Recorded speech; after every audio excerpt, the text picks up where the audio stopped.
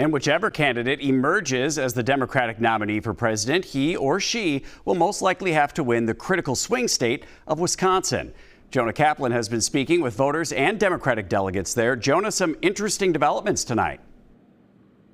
Derek, there was an emergency meeting tonight among the delegates for the Wisconsin Democratic Party. These are the 95 people that are going to be going to Chicago. Their votes had been pledged to President Biden. They are now going to be voting tomorrow on whether or not to pledge all of those votes, those delegates, to Vice President Harris as the nominee. And then they're saying August 1st, that week is going to be a vote of the actual delegates. So as momentous as today was, there's still a lot of momentum yet to gain as we move forward.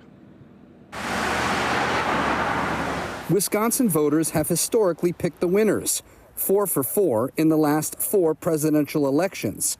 Some voters we spoke with, though, frustrated they won't even have a chance to pick the Democratic candidate now. If they were going to give the people a choice, they should have did this like 4 months ago. They just kind of denied everybody the opportunity in the primary. Is there anyone that the Democrats can nominate that would re-earn your trust? And if so, who would that be?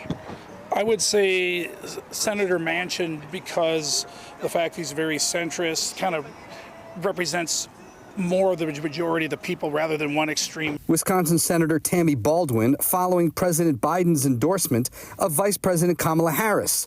Democratic voters Ted and Maureen Wegleitner are fine with that. I think people don't realize how strong she is, and I think she's come a long way in the last couple of years, and I think she can really hold her own, and she can be a really strong president for our country. For Republicans, it may not matter who's up against former President Trump. I think I'm a little stuck in the last 4 years. Probably take a while to get over. Wisconsin Democrats have 95 delegates that were committed to Biden, not anymore. John Krizek is one of them. He says he's well aware of how much his vote matters. The Clintons, former president, Secretary Clinton, have endorsed the vice president. Is that enough for you, or do you want to see an open process? I want to see an open process. I also want to see more endorsements. I haven't seen Obama make an endorsement yet. That's important to me because I voted for Obama. I believed in him. As a delegate, you want to make a choice. You want this to be competitive. Yes. Yes, it has to be competitive because then we will be challenged in fire and bring about the very best. And that's what it takes.